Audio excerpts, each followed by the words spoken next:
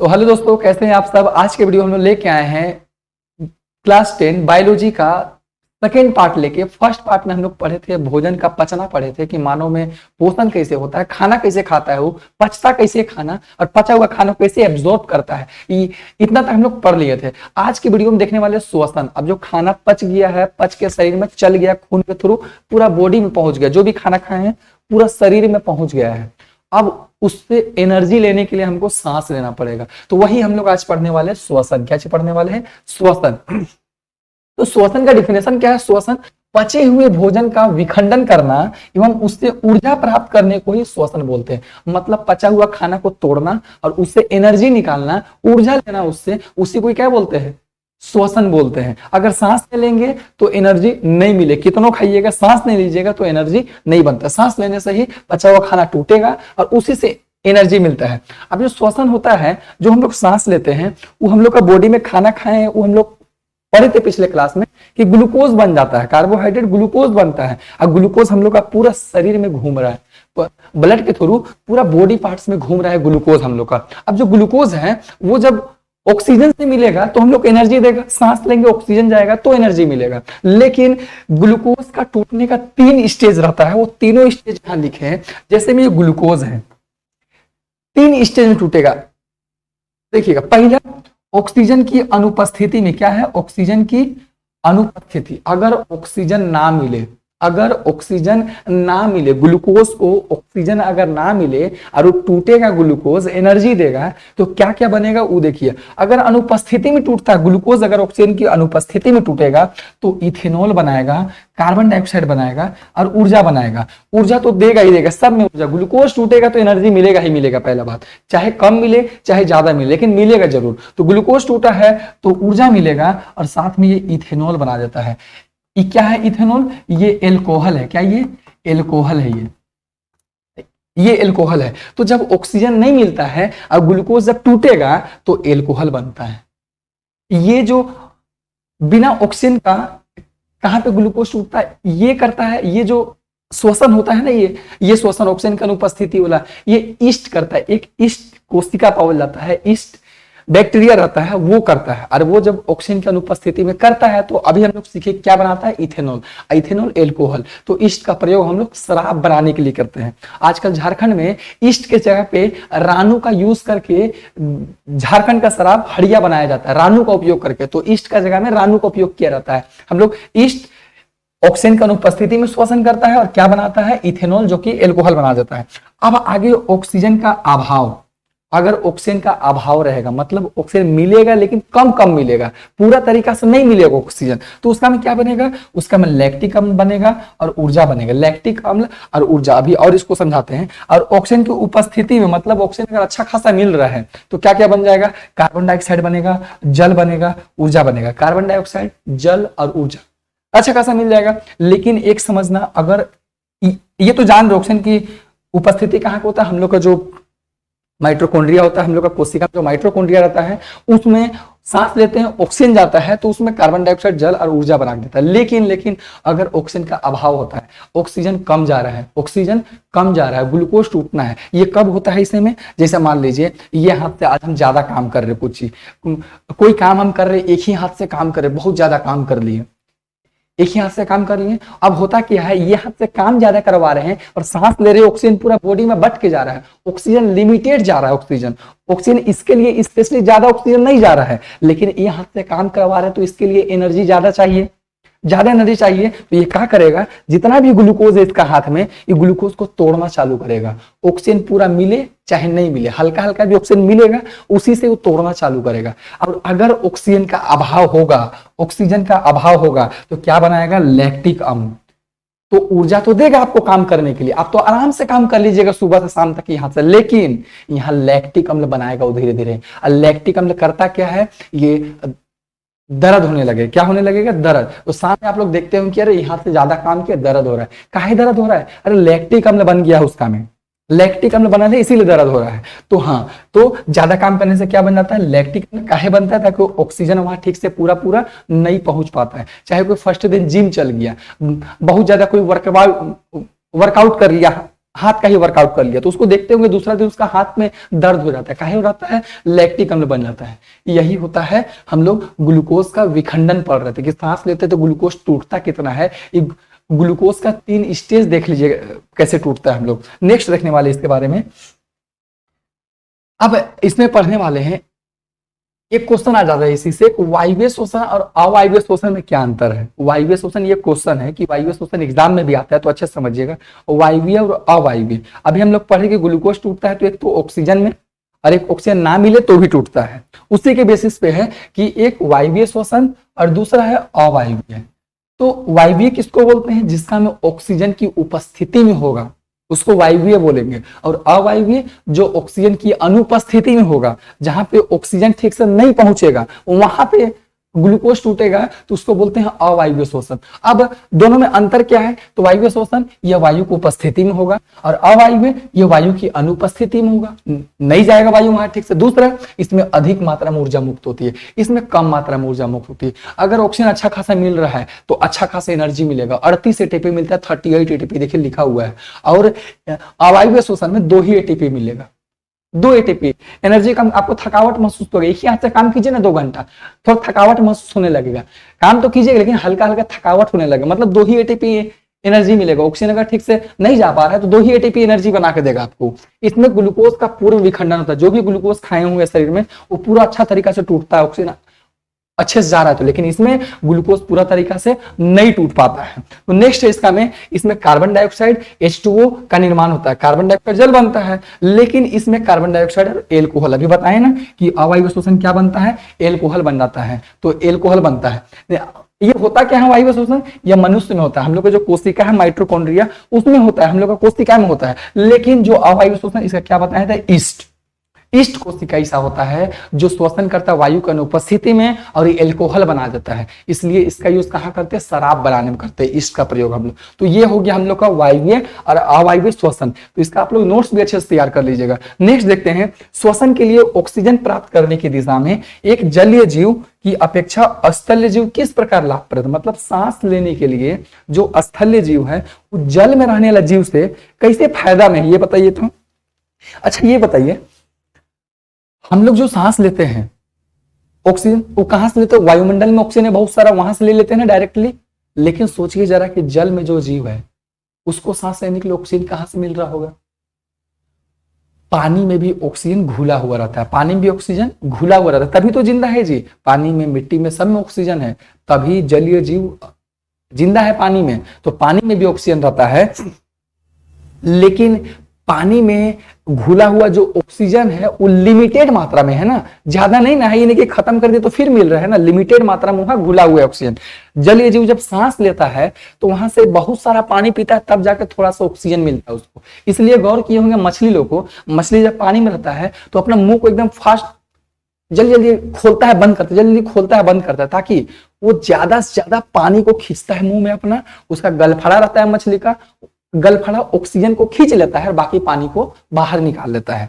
तो ज्यादा पानी लेता है तब उसको ऑक्सीजन मिल पाता है थोड़ा सा, इसलिए वो जल्दी से ज्यादा ऑक्सीजन लेने के लिए, जिंदा रहने के लिए वो जल्दी जल्दी सांस लेता है पानी के अंदर में। उनको श्वसन दर बहुत तेज रहता है, जलीय जीव जल्दी जल्दी सांस लेता है। मछली का मुंह देखे ना जी, फटाफट खुलता होगा वो सब, काहे खुलता है, ताकि जल में घुला हुआ ऑक्सीजन है वो कम मात्रा में है और वायुमंडल में बहुत ज्यादा मात्रा में। यही फायदा है हम लोग का, जो स्थलीय जीव है यही फायदा है हम लोग का, और जलीय जीव का यही नुकसान है। तो वही लिखे हैं क्वेश्चन आंसर में, क्या लिखे हैं, जो जीव जल में रहते हैं, जो जीव जल में रहते हैं वे जल में घुली ऑक्सीजन का उपयोग करते हैं। जल में घुला हुआ ऑक्सीजन उसका से सांस लेता है। जल में घुली ऑक्सीजन की मात्रा वायु में ऑक्सीजन की मात्रा की तुलना में बहुत कम है। जल में घुला हुआ जो ऑक्सीजन है वो वायुमंडल में जो ऑक्सीजन है उसका मात्रा में बहुत कम घुला हुआ है, इसलिए जलीय जीवों की श्वसन दर स्थलीय जीवों की अपेक्षा तेज होती है। जो सांस लेने का दर है वो फटाफट सांस लेता है, हम लोग आराम से सांस लेते, देखिए आराम से सांस लेते हैं हम लोग, काहे, ऑक्सीजन बहुत मात्रा में है, एक बार लेते हैं तो अच्छा खासा ऑक्सीजन मिल जाता है। लेकिन जलीय जो पानी वाला को नहीं मिल पाता, वो फटाफट सांस लेता है, वो सब वो वही तेज होता है। इसके अतिरिक्त स्थलीय जीव वायु में घुली ऑक्सीजन का उपयोग करता है। इसके अतिरिक्त स्थलीय जीव है, वायु में घुली ऑक्सीजन का उपयोग करता है। हम लोग वायुमंडल से लेते हैं, जो जल की तुलना में बहुत अधिक है, जल की तुलना में बहुत ज्यादा है। इसलिए तो जवाब दे पाइएगा ना कि जल में रहने वाला और स्थल में रहने वाला, स्थल वाला का है फायदा में है, फायदा में इसलिए है स्थल में वायुमंडल ऑक्सीजन का प्रयोग करते हैं और जो बहुत ज्यादा मात्रा में है। नेक्स्ट देख लेते हैं हम लोग इसके बारे में।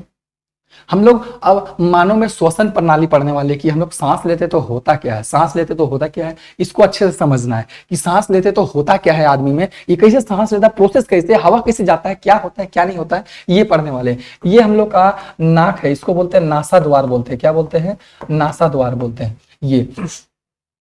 ये हम लोग का फेफड़ा है, फेफड़ा, लंग्स।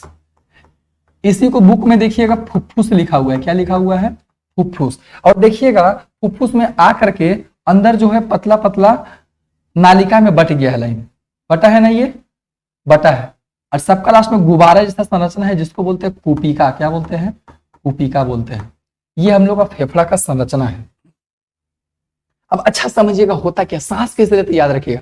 सबसे पहले हम लोग नाक के द्वारा सांस लेते हैं, नाक से सांस लेते हैं। नाक से होते हुए वायु हम लोग का कहाँ आता है, फेफड़ा से, फेफड़ा में आ जाता है। नाक से होते हुए फेफड़ा में आता है। फेफड़ा में जो है वायु का जो मार्ग है, जो वायु मार्ग है, बहुत पतली पतली नालिकाओं में बट जाता है, बटता है ना, पतली पतली नालिकाओं में। देखिए पतला पतला नालिका में बट गया, बटा हुआ है ना। हाँ, तो फेफड़ा में आकर के, फुफ्फुस में आकर के, फुफ्फुस बोला है किताबी लैंग्वेज में, फुफ्फुस में ऑक्सीजन आकर के छोटी छोटी नालिका में बट जाता है, पूरा फैल जाता है। अब बटने के बाद और जिसके अंतिम सिरे पे एक गुब्बारे जैसे संरचना रहती है, क्या रहता है अंतिम सिरा पे, गुब्बारा जैसे संरचना रहता है, बलून जैसा संरचना रहता है, जिसको कुपिका बोलते हैं, क्या बोलते हैं, कुपिका। अच्छा, ये कुपिका करता क्या है, कुपिका, अरे बलून है ना, ऑक्सीजन लेते तो बलूनवा फूलेगा ना, ज्यादा ऑक्सीजन को ले पाए, इसीलिए कुपिका बनल रहता है। ये बलूनवा इसलिए बनल रहता है ताकि हम लोग ज्यादा से ज्यादा हवा ले आए। कैसे सांस लेते तो फूलता है, बैलून फूलता है ना, देखिए फूल जाता है, सांस लेने से फूलता है, वो बैलून फूलता है, अंदर जो बैलून है कुपी का वो फूलने लगता है सांस लेने पे, इसीलिए बैलून बना के रखा है कि ये फूल जाए।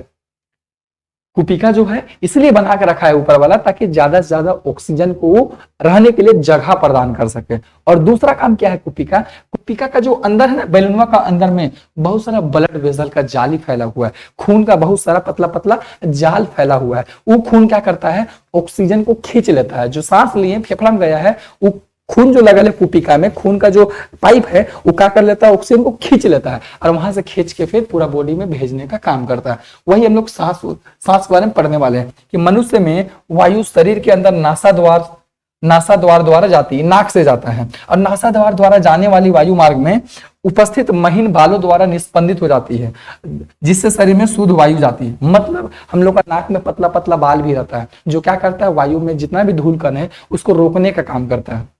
वायु में जो धूल कण है उसको रोकने का काम करता है। उसके अलावा रोकने का काम करता है, उसके अलावा हम लोग का नाक के बाल के अंदर साइड में म्यूकस पाया जाता है, चिपचिपा पदार्थ पाया जाता है, जो अगर बाल के द्वारा जो धूल कण पार हो जाता है वो म्यूकस में जाके फंस जाता है, चिपक जाता है।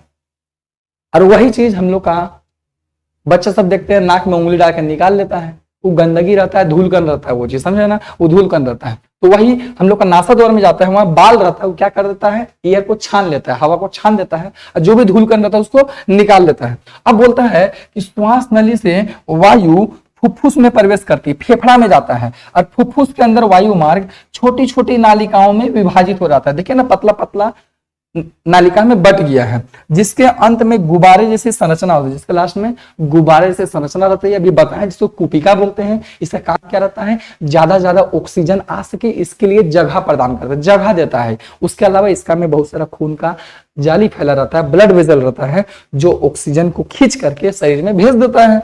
तो जिसे कुपिका कहते हैं, और कुपिका एक सतह उपलब्ध कराती है, एक जगह देता है उसको, जिससे गैसों का विनिमय हो सके, जिससे गैसों का लेन देन हो सके। ऑक्सीजन लेगा, कार्बन डाइऑक्साइड देगा, फेफड़ा में ही होता है ना वो काम, इसीलिए कुपिका बड़ा सा जगह उपलब्ध कराती है। इसके कोपिकाओं की भित्ति में रुधिर वाहिकाओं का विस्तृत जाल होता है। रुधिर वाहिकाएं, रक्त का, खून का जाल फैला रहता है, जो क्या करता है, ऑक्सीजन को अवशोषित करके सभी भागों तक पहुंचाने का काम करता है। तो कुपिका जान जाइएगा ना क्या होता है कुपिका। हाँ, कुपिका में ब्लड वेसल रहता है, वो खून को खींच करके पूरा बॉडी में पहुंचाने का काम करता है। यही आदमी का श्वसन प्रणाली है। तो अच्छे से देखिएगा, नोट्स भी बनाइएगा, अच्छे से समझ जाइएगा। नेक्स्ट देखने वाले अब इसी में पढ़ने वाले हैं कि गैसों के विनिमय के लिए मानव फुफ्फुस में अधिकतम क्षेत्रफल को कैसे अभिकल्पित किया गया। मतलब गैस का विनिमय के लिए, गैस का लेन देन के लिए मानव का जो फुफ्फुस है, जो फेफड़ा है, उसको कैसे बनाया गया है, बताइए इसके बारे में, कैसे बनाया गया है। नहीं बता पाइए कैसे बना गया है कि सर नाक के द्वारा हवा जाता है ना फेफड़ा में, वहां पे फेफड़ा में जैसे जाता है फुफ्फुस में, वहां जो वायु मार्ग है वो बहुत सारा पतला नालिकाओं में विभाजित हो जाता है, बट जाता है, और बटने के बाद फिर क्या हो जाएगा, यहाँ पर देखिए जिसके अंतिम सिरे पे गुब्बारे जैसा संरचना रहता है, जो ज्यादा से ज्यादा ऑक्सीजन का गैसों का विनिमय के लिए जगह उपलब्ध कराता है। और कुपिकाओं की जो भित्ति रहता है, दीवार, उसमें रुधिर वाहिकाओं का जाल फैला रहता है, वो ऑक्सीजन को खींच के सर पूरा शरीर में भेजने का काम करता है। यही तो है, ये है। आइए देखते हैं, मनुष्य में वायु शरीर के अंदर नासा द्वारा जाती है और श्वास नली में वायु फुफ्फुस में प्रवेश करती है। फुफ्फुस के अंदर वायु मार्ग छोटी छोटी नालिकाओं में विभाजित हो जाती है, जिससे अंत में गुब्बारे जैसी संरचना होती है, जिसे कुपिका कहते हैं। कुपिका एक सतह उपलब्ध कराती है जिससे गैसों का विनिमय हो सके, और कुपिका के भित्ति में रुधिर वाहिकाओं का विस्तीर्ण जाल फैला रहता है, जो ऑक्सीजन को अवशोषित करता है और शरीर के सही भागों तक भेजने का काम करता है। यही हम लोग का रहता है। हम लोग का यही पूछेगा कि कैसे श्वसन प्रणाली, चाहे तो कैसे बनाया गया है फुफ्फुस को, कैसे बनाया गया है कि ज्यादा से ज्यादा ऑक्सीजन का, कार्बन डाइऑक्साइड का, गैसों का विनिमय हो सके, तो कैसे ज्यादा क्षेत्रफल को बनाया गया। तो यही जवाब देना है। नेक्स्ट क्वेश्चन पूछ रहा है, मनुष्य में ऑक्सीजन तथा कार्बन डाइऑक्साइड का परिवहन कैसे होता है। अब आदमी में जो कार्बन डाइऑक्साइड है और ऑक्सीजन है, इसका परिवहन कैसे होता है, लाने ले जाने का काम करता कौन है। यहाँ पे हम लोग का लाने ले जाने का काम कौन करता है, कार्बन डाइऑक्साइड। इसको तो याद रखिए, जो ऑक्सीजन है ना, हम लोग का खूनवा में पावल जाता है रेड ब्लड सेल, लाल रक्त कोशिका, उसमें पावल जाता है हीमोग्लोबिन। तो हीमोग्लोबिन और ऑक्सीजन अच्छा दोस्त है दोनों। क्या है, अच्छा दोस्त है। कौन, हीमोग्लोबिन और ऑक्सीजन अच्छा दोस्त है। तो जो हीमोग्लोबिन है खूनवा में, वो ऑक्सीजन को मिला लेता है अपना में। जो हीमोग्लोबिन है वो अपना में ऑक्सीजन को घुला लेता है, अब पूरा शरीर में पहुंचा देता है। बोलता है चलो दोस्त तुमको घुमा के लाते हैं। अब पूरा बॉडी में ऑक्सीजन को पहुंचाने का काम करता है। कौन, हीमोग्लोबिन। अच्छा ये बताइए, अगर जिसका बॉडी में हीमोग्लोबिन कम हो गया, हीमोग्लोबिन अगर कम हो गया तो क्या होगा, अरे हीमोग्लोबिन कम होगा तो ऑक्सीजन को ले जाने वाला भी कम होगा, ताकि ऑक्सीजन को ले जाने का काम कौन करता है, हीमोग्लोबिन। अगर हीमोग्लोबिन कम हो गया तो ऑक्सीजन कम जाएगा, और ऑक्सीजन कम अगर जाएगा तो बॉडी में एनर्जी नहीं बनेगा, ताकि सांस लेंगे, हवा जाता है, ऑक्सीजन जाता है, तभी एनर्जी बनता है। अगर ऑक्सीजन नहीं जाएगा तो एनर्जी हम लोग का बनेगा नहीं, और बड़ी जल्दी थक जाएंगे। किसी को देखते होंगे थोड़ा सा काम करता है, थक जाता है, बैठ जाता है, उसका में हीमोग्लोबिन का कमी है। उसका में देखिएगा, जांच करवाइएगा, हीमोग्लोबिन का कमी निकल जाएगा। किसी को चक्कर आने लगता है, थोड़ा सा काम करे चक्कर जैसा आने लगता है बार बार, तो बार बार चक्कर आ रहा है, वो भी हीमोग्लोबिन का कमी हो सकता है। एक बार जांच करवाइएगा कि अगर चक्कर आ रहा है थोड़ा सा में, तो उसको भी हीमोग्लोबिन का कमी हो जाएगा, ताकि एनर्जी नहीं बन रहा होगा, बॉडी में ताकत नहीं मिल रहा होगा, तो हीमोग्लोबिन का कमी होगा। और जिसका में हीमोग्लोबिन ज्यादा होगा, उसका में ऑक्सीजन ज्यादा जा रहा होगा, और ऑक्सीजन ज्यादा जा रहा होगा तो एनर्जी अच्छा खासा बन रहा होगा, वो एकदम पूरा टनाटन रहता होगा, एकदम कुछ भी काम तुरंत करता होगा 2 मिनट में। बोलता बताओ ना, तुरंत करेंगे कुछ काम, बोलता होगा ना। तो हीमोग्लोबिन ज्यादा रहता है तो वो कर पाता है, इसे एनर्जी ज्यादा बनेगा, वो टनाटन काम करेगा, सारा कुछ कर देगा वो जल्दी से। तो कौन करता है, ऑक्सीजन को कौन पहुंचाएगा बाबू, हीमोग्लोबिन। और कार्बन डाइऑक्साइड कहाँ रहता है, कार्बन डाइऑक्साइड गैस जल में अधिक घुलनशील है। क्या चीज में, लिक्विड में, द्रव में बहुत अच्छा से घुल जाता है। जैसे हम कोल्ड ड्रिंक पीते हैं ना, कोल्ड ड्रिंक को हम भी कार्बन डाइऑक्साइड गैस में मिला देता है। कोल्ड ड्रिंक का ढक्कन जैसे खोलते हैं, थोड़ा सा कोल्ड ड्रिंक निकलता है ना गैस के साथ, कार्बन डाइऑक्साइड गैस रहता है। तो कार्बन डाइऑक्साइड गैस द्रव में बहुत अच्छा से घुल जाता है पानी में, इसीलिए खून का जो लिक्विड वाला हिस्सा है, उसी में कार्बन डाइऑक्साइड घुल के आ जाता है फेफड़ा तक, और फेफड़ा उसको बाहर निकाल देता है कार्बन डाइऑक्साइड गैस को। तो याद रखिएगा, ऑक्सीजन को हीमोग्लोबिन लेके जाएगा, कार्बन डाइऑक्साइड का परिवहन कैसे होता है, खून का हम लोग का द्रव वाला हिस्सा में, घुला वाला हिस्सा में होता है। देखिए यहाँ लिखा हुआ है, मानव में रुधिर वाहिकाओं में आरबीसी होते हैं, रेड ब्लड सेल, लाल रक्त कोशिकाएं रहते हैं, जिनमें हीमोग्लोबिन पाया जाता है, हीमोग्लोबिन। और और हीमोग्लोबिन क्या रहता है, ऑक्सीजन के साथ उच्च बंधुता रखता है, मतलब दोस्त है, ऑक्सीजन का बहुत अच्छा दोस्त है हीमोग्लोबिन। तो क्या करता है, हमारे शरीर में ऑक्सीजन का परिवहन हीमोग्लोबिन करता है, यही लेके जाता है। दोस्त है अच्छा, तो अच्छा से लेके घुमा फिरा के लाता है इसको। और कार्बन डाइऑक्साइड जल में अधिक मिलेगा, जल में बहुत अच्छा तरीके से घुल जाता है कार्बन डाइऑक्साइड, इसलिए इसका परिवहन रुधिर में विलय अवस्था में होता है, घुली हुई अवस्था में कार्बन डाइऑक्साइड का खून में मतलब घुल जाता है कार्बन डाइऑक्साइड। गैस के फॉर्म में नहीं आता कि पाइप लगा गैस आ रहा है उसका, नहीं नहीं ऐसा नहीं है, घुली हुई अवस्था में घुल करके आता है। कोल्ड ड्रिंक में कैसे घुलल रहता है कार्बन डाइऑक्साइड, वैसे खून में घुलल रहता है कार्बन डाइऑक्साइड, लाता है और तब फेफड़ा के द्वारा बाहर कर दिया जाता है। ये रहता है हम लोग का ऑक्सीजन और कार्बन डाइऑक्साइड का परिवहन पढ़ लिया हम लोग। नेक्स्ट देखते हैं इसी में टॉपिक हम लोग नेक्स्ट देखने वाले हैं मानव में वहन। वहन मतलब यही पहुंचाने वाला, कि कैसे पहुंचता है, जो अभी बताया कार्बन डाइऑक्साइड और जो ऑक्सीजन पहुंचा ये कैसे पहुंचता है, इसके बारे में अच्छा से देखने वाले, ध्यान दीजिएगा अच्छा से। जैसे हम लोग सांस लेते हैं,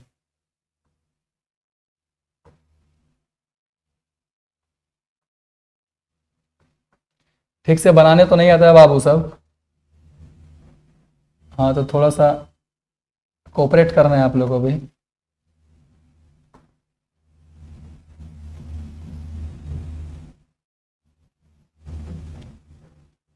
ये आदमी है, फेफड़ा है ये आदमी का दिल है, हार्ट है। वास्तव में ऐसा होता नहीं है, लेकिन बना दिए समझने के लिए। आप लोग जानते होंगे दिल का मतलब यही हमारा दिल ऐसा ही होता है, सब जानता है ऐसे ही, लेकिन ऐसा नहीं होता है, तो बस बना दिए समझने के लिए। तो हम लोग का जो दिल रहता है उसका 4 हिस्सा रहता है। कितना हिस्सा, 4 हिस्सा रहता है बाबू, कितना हिस्सा, 4 हिस्सा रहता है, 4 हिस्सा। नीचे वाला हिस्सा को अलिंद बोलते हैं और ऊपर वाला हिस्सा को निलय बोलते हैं। इधर दाया, इधर बाया, दाया अलिंद, बाया दाया बाया, इधर का दाया वाला निलय, इधर का बाया निलय, दाया अलिंद बाया अलिंद, ये रहता है हम लोग का दाया बाया में बटा हुआ। 4 हिस्सा रहता है, नीचे वाला को अलिंद बोलते हैं, ऊपर हिस्सा को निलय बोलते हैं। अब होता कैसे, वो देखिए सांस, देखिए कैसे जाएगा, ध्यान रखिएगा अच्छा से, ठीक ना। वहन कैसे होता है, तो ध्यान रखिएगा, हम लोग का जो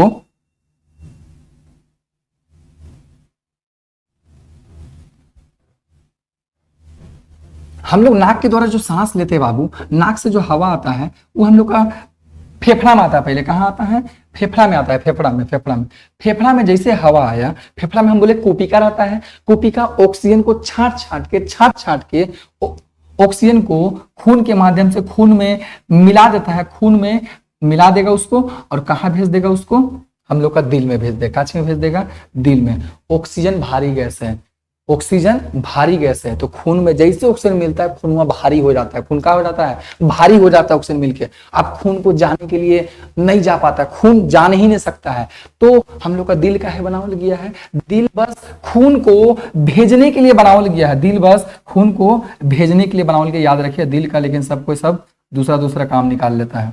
दिल का एक ही काम है, क्या काम है, फेफड़ा से जो खून आता है ऑक्सीजन लेके, वो खून भारी हो जाता है, उस खून को भेजने का काम करता है दिल। जोर से पंप करता है, पंप करेगा, खून अचानक से बॉडी में स्पीड के साथ निकल जाएगा, पूरा स्पीड से। ये जाने वाला पाइप है मान लीजिए, इसको हम लोग धमनी बोलते हैं। क्या बोलते हैं इसको, धमनी बोलते हैं, धमनी। और एक आने वाला रहता है, इधर से जा रहा है, इधर से आने वाला है, इसको हम लोग सीरा बोलते हैं। क्या बोलते हैं, सीरा, इसको सीरा बोलते हैं।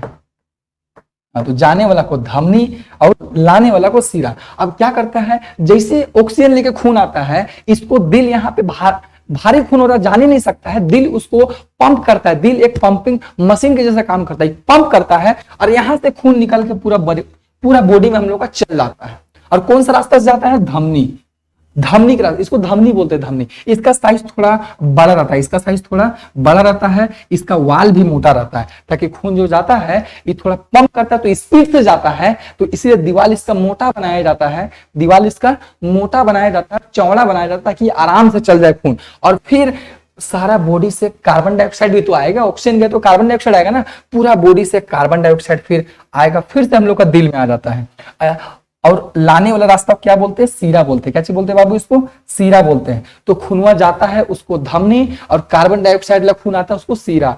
तो ऑक्सीजन वाला खून जाता है और धमनी के थ्रू, और कार्बन डाइऑक्साइड आता है उसको सीरा बोलते हैं। तो इतना ही याद रखना है। और फिर यहाँ से कार्बन डाइऑक्साइड वाला खून जैसे आया, इसको फिर यहाँ से हम लोग को कहाँ पे भेज दिया जाता है, इसको फिर फेफड़ा में भेज दिया जाता है। फेफड़ा में भेज जाता है, फेफड़ा यहाँ से कार्बन डाइऑक्साइड को छांट करके नाक के द्वारा बाहर निकाल देते हैं, और फिर से खून यहाँ से ऑक्सीजन को लेकर फिर से आ जाता है। ये चक्र बार बार होते रहता है, हम लोग को शरीर में बार बार ऑक्सीजन का जाना, कार्बन डाइऑक्साइड का आना होते रहता है। ये धमनी का दीवार मोटा काहे रहता है, ताकि यहाँ पंप करके भेजता है ना जी, पंप करके भेजता है यहाँ पे, तो खून यहाँ पे स्पीड से जाता है, और आने समय खून थोड़ा धीरे धीरे आता है, आराम से। कार्बन डाइऑक्साइड इसमें हल्का गैस है, तो आने समय आराम से होता है। तो जो जाता है ना, तो जाने का जो रेट है ना उसका यही 120 रहता है, और जो आने का रेट है कार्बन डाइऑक्साइड लखूंगा उसका रेट है 80।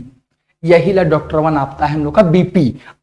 ब्लड प्रेशर जब नपवाते हैं ना तो 120/80 ये नॉर्मल पर्सन का रहता है। 120/80 ये नॉर्मल पर्सन का, मतलब ऑक्सीजन वाला खून जब जा रहा है उसका रेट है 120, जाने का जो स्पीड है पूरा स्पीड से जा रहा है 120, और आने का जो रेट है वो 80। यही बताया कि अगर 120 से जाने से स्पीड हुआ, अगर और ज्यादा हो जाए स्पीड हुआ तो हाई ब्लड प्रेशर बोलते हैं। अगर 30 हो जाए स्पीड, 140 हो जाए, 150 हो जाए, उसको हाई ब्लड प्रेशर बोलते हैं। तो हाई ब्लड प्रेशर हो जाएगा। और अगर ये 80 से अगर धीरे धीरे हो जाएगा, कार्बन डाइऑक्साइड अगर और धीरे धीरे आएगा, और धीरे धीरे आएगा रेट हुआ, तो 80 से भी कम होगा तो उसको लो ब्लड प्रेशर बोलते हैं। तो इसी से high blood pressure, low blood pressure इसी पे डिपेंड करता है। तो जाके कभी मेजर करवा सकते हो डॉक्टर के पास कि आपका बीपी का रेट क्या है, ये देख सकते हैं। तो उम्मीद करते हैं ये समझ आ गया होगा कैसे जाता है ब्लड, हम लोग का शरीर में कैसे सर्कुलेट होता है, इसके बारे में अच्छे से हम लोग जान गए होंगे। तो याद रखिए, ब्लड को एक बार शुद्ध रक्त, मतलब ऑक्सीजन मिल के गए तो उसको बोलते हैं शुद्ध रक्त, किताब में शुद्ध लिखा हुआ है, और लाने वाला जो कार्बन डाइऑक्साइड है उसको अशुद्ध लिखा गया है। मतलब एक बार खून फेफड़ा से होकर दिल में आया, दिल से फिर पूरा बॉडी में गया ऑक्सीजन के साथ, और फिर कार्बन डाइऑक्साइड को लेकर फिर दिल में आया, फिर एक बार आया। मतलब एक बार शुद्ध से अशुद्ध होने के लिए दिल में कितना बार आना पड़ रहा है? 2 बार। एक बार यहां आया गया, फिर से कार्बन डाइऑक्साइड लेके फिर से दिल में आएगा, पहले फिर फेफड़ा में जाएगा, तो मतलब यहाँ 2 बार आना पड़ रहा है दिल में हम लोग को। तो इस प्रोसेस को दोहरा परिसंचरण तंत्र बोलते हैं। क्या बोलते हैं? दोहरा परिसंचरण तंत्र। एक सवाल भी, दोहरा परिसंचरण तंत्र किसको बोलते हैं? तो खून को शुद्ध से अशुद्ध होने के क्रम में हृदय से 2 बार होकर गुजरना पड़ता है। कितना बार? 2 बार गुजरेगा। तो इसी को बोलते हैं दोहरा परिसंचरण तंत्र बोलते हैं इसी को। तो इसी के बारे में भी पढ़ने वाले भी क्वेश्चन भी है दोहरा परिसंचरण तंत्र का। तो पहले इसके बारे में तो डिटेल से पहले समझ लिए होंगे ना कैसे होता है। तो दिल का बस एक ही काम है, अगर खून अपने से चल जाता ऑक्सीजन लेके तो दिल का ही बनता नहीं बनता, लेकिन ऑक्सीजन लेके खून भारी हो जाता है, पूरा बॉडी में जाने नहीं सकता है, उसको भेजने के लिए हम लोग को दिल बनाया गया है। बस दिल का और कुछ काम नहीं है, खाली खून भेजेगा, उसके अलावा कुछ काम नहीं है दिल का। बोलता है ना मेरा दिल में वो है, वो बसा हुआ है, ये सब कुछ नहीं है। दिल का बस एक ही काम रहता है, वो दिमाग में रहता है आपका। दिल कुछ नहीं, दिल का एक ही काम है, बस ब्लड को पंप करना और ब्लड को पूरा बॉडी में भेज देना, ताकि आदमी जिंदा रहे, एनर्जी रहे। और वही अगर यहाँ पे हार्ट में अगर ब्लड अगर जम जाता है किसी का, उसी को बोलते हैं हार्ट अटैक आ जाना। हार्ट अटैक में ब्लड का क्लोटिंग जम जाता है हार्ट में ही, तो उसी को बोलते हैं हार्ट अटैक आ जाता है आदमी को। ब्लड ही नहीं जा रहा है, भेजवे नहीं कर रहा, तो कहां से आदमी जिंदा रहेगा? जिंदा रहेगा। ब्लड जब तक जा रहा है, शरीर में ऑक्सीजन ले रहा है, कार्बन डाइऑक्साइड ला रहा है, एनर्जी बनेगा। जब यही चीज नहीं जाएगा तो नहीं बनता। तो ये हम लोग का मानव में वहन हो गया है। नेक्स्ट इसके बारे में देखिए, मानव में वहन तंत्र के घटक कौन है और उसका काम क्या क्या है। वहन तंत्र पहुंचाने का कौन कौन सा घटक है और कौन क्या क्या काम करता है, उसके बारे में देखते वाले। पहले मानव में वहन तंत्र का घटक कौन कौन है? पहला हृदय हो गया हम लोग का, दिल बोले ना, स्पेशली यही भेजता है खून को। दूसरा हो गया रुधिर, मतलब खून, और तीसरा हो गया रुधिर वाहिका है, मतलब रुधिर का जो पाइप है, खून का जो पाइप है भेजने वाला। वो 2 टाइप का पाइप बताया, वो धमनी बताए जो भेजने वाला, हार्ट से जो खून लेके जाएगा वो धमनी में जाता है, और वापस जो कार्बन डाइऑक्साइड को लेके आता है वो सीरा में आता है। धमनी का दीवार मोटा मोटा रहता है और चौड़ा रहता है, और सीरा का दीवार पतला रहता है। काहे? जाने वाला खून स्पीड से जाता है, इसीलिए दीवार कहीं फट ना जाए, इसीलिए। धमनी अगर देखना है तो यहाँ पे आप लोग देखिएगा, यहाँ पे छू के देखिएगा, यहाँ पे मुट्ठी बांध के, यहाँ मोटा सा हड्डी जैसा लगेगा, हड्डी जैसा थोड़ा सा करंट मारने जैसा लगेगा, 2 हड्डी जैसा लगेगा, यही हम लोग का धमनी है, मोटा सा। यहीं पे काटने से मर जाता है इंसान, देखते ना मूवी में, यहाँ पे काटता है मर जाता है। तो ये धमनी है, यहीं से खून आने वाला है, यहीं से आता है खूनी धमनी है, इसी को काटने से सारा ब्लड निकलता है, मर जाता है इंसान। तो आगे देखते हैं यहाँ पर ही पहला हृदय के बारे में। हृदय क्या काम करता है, तो यह एक पंप की तरह काम करता है। कैसे करता है, पंप है, मशीन के जैसा, ये पूरे शरीर में रुधिर भेजने का काम करता है, खून को भेजने का काम करता है। दूसरा पढ़ना है रुधिर, खून के बारे में, खून के बारे में पढ़ना है। खून में देखिए 3 पार्ट रहता है, एक वो आरबीसी रहता है, रेड ब्लड सेल, डब्ल्यूबीसी रहता है, एक प्लेटलेट्स रहता है। आरबीसी क्या रहता है बताएं, आरबीसी में हीमोग्लोबिन पाया जाता है जो कि ऑक्सीजन लेके जाता है, बताएं ना। रेड ब्लड सेल में हीमोग्लोबिन पाया जाता है, वही ऑक्सीजन को पहुंचाने का काम करता है। दूसरा पढ़ना है WBC, white blood cell. White blood cell क्या करता है, श्वेत रक्त कोशिका, एक बीमारी से लड़ने में सहायता करता है, शरीर को इम्यूनिटी पावर देकर रखता है कि बीमारी अगर आएगा तो लड़ के भगा देंगे। पूरा बॉडी में हम लोग का व्हाइट ब्लड सेल घूम रहा है, पूरा बॉडी में, पूरा खून में घूम रहा है, देखता है कहीं से बीमारी आ रहा है कि कोई इन्फेक्शन आता भी है तो व्हाइट ब्लड सेल उसको लड़के भगा देता है। ये करता है हम लोग का व्हाइट ब्लड सेल। अगर किसी का बॉडी में व्हाइट ब्लड सेल अगर कम रहेगा तो उसको जरा जरा सा मौसम चेंज होगा, थोड़ा सा कुछ होगा ना, तो उसको बार बार वो बीमार पड़ने लगेगा, थोड़ा सा इन्फेक्शन तुरंत उसका फैलने लगेगा, कुछ बीमारी उसको बार बार बीमार होने लगेगा, तो उसका व्हाइट ब्लड सेल का कमी है। और जिसका व्हाइट ब्लड सेल अच्छा रहेगा वो तो बीमारी नहीं पड़ेगा 2-4 साल तक। किसी को देखते हैं अगल बगल में, चाहे घर का फैमिली में भी देखते होंगे कि 2-4 साल से कोई बीमारी नहीं पड़ रहा है, काहे नहीं पड़ रहा है, उसका में व्हाइट ब्लड सेल की संख्या ज्यादा होगा, बीमारी से अच्छा खासा लड़ ले रहा होगा। लेकिन किसी किसी को वही देखते होंगे कि 15 दिन 10 दिन में तुरंत थोड़ा सा मौसम चेंज हुआ, बुखार हो गया, थोड़ा सा कुछ हुआ, चक्कर आ रहा है। तो ये सब चीज हम लोग को व्हाइट ब्लड सेल हम लोग का हेल्प करता है बीमारी से लड़ने। दूसरा प्लेटलेट्स, प्लेटलेट्स क्या होता है, ये रक्त का थक्का जमाने में हेल्प करता है। प्लेटलेट्स खून का थक्का जमाने में हेल्प करता है। अगर कहीं पे कट फट जाते हैं, प्लेटलेट्स अगर नहीं होगा तो खूनवा सब बह के मेरा निकल जाएगा। तो प्लेटलेट्स क्या करता है, कहीं पे कटते हैं निकलता है तो प्लेटलेट्स उसको खून को थक्का जमा के बंद कर देता है रास्ता। प्लेटलेट्स घूमते रहता है, देखता है कहीं पाइप उप लीकेज है क्या हम लोग का नस का, देखता है कहीं पे कट के खून निकल रहा है तो प्लेटलेट्स सब आता है इधर से, बोलता है जल्दी जल्दी खून निकल रहा है, यहाँ से आता है, यहाँ पे प्लेटलेट्स जमा देता है खून को। लेकिन जिसका में प्लेटलेट्स देखते होंगे ये भी कि कोई कोई थोड़ा सा कटता है ना तो खून उसका बहुत ज्यादा निकलने लगता है, और किसी को देखते ज्यादा भी कट गया ना तो खून निकलता ही नहीं ना के बराबर। तो जिसका में प्लेटलेट्स ज्यादा होगा, बहुत ज्यादा, वो खून निकलने ही नहीं देगा। थोड़ा सा कट भी गया ना, प्लेटलेट्स आकर जमा देगा तुरंत में, तो खून ज्यादा नहीं निकलेगा। और जिसका में प्लेटलेट्स कम, उसका में जमाने में लेट लग जाएगा खून जमने में, और तब तक कटेगा तो खून ज्यादा निकल जाता है। थोड़ा सा कोई कटता है, नेल कटर्स भी कट जाएगा थोड़ा सा तो बहुत सारा खून निकल जाता है, तो उसका प्लेटलेट्स का कमी रहता है। ये हम लोग पढ़ रहे हैं। और रुधिर वाहिका क्या रहता है, 2 तरह का रहता है। पाइप जो है खून का 2 तरीका से, वो धमनी एगो सिरा भी बताया। धमनी क्या करता है, यह हृदय से शुद्ध रक्त को, शुद्ध रक्त मतलब ऑक्सीजन ला रक्त, शुद्ध मतलब ऑक्सीजन ला रक्त को लेके जाता है, शरीर के सभी भागों तक पहुंचाने का काम करता है। जबकि सिरा जो है यह पूरे शरीर से अशुद्ध रक्त को मतलब कार्बन डाइऑक्साइड रक्त को लाने का काम करता है। ये हम लोग पढ़ लिए मानव में वहन तंत्र का घटक कौन कौन सा होता है, हृदय होता है, रुधिर होता है, रुधिर वाहिकाएं रहता है, जाल रहता है, खून का पाइप सब रहता है। इसके बारे में सबके बारे में डिटेल से पढ़ लिए। आप लोग अच्छे से नोट्स बनाइएगा। नेक्स्ट का वीडियो में हम लोग लेके आएंगे, इसका पार्ट 3 भी लेके आएंगे। लेसन ये लंबा है दोस्तों, तो इसका 3rd पार्ट भी लेंगे। इसमें हम लोग का अब ये हम लोग श्वसन भी पढ़ लिए हैं, अब हम लोग उत्सर्जन पढ़ने वाले इसका में, तो लास्ट रहेगा वो पार्ट। तो बने रहिएगा वीडियो में, और कोई डाउट भी होगा तो आप लोग कमेंट सेक्शन में पूछ सकते हैं। वीडियो कैसा लगा होगा अपना कमेंट सेक्शन में जरूर बताइएगा। थैंक यू दोस्तों।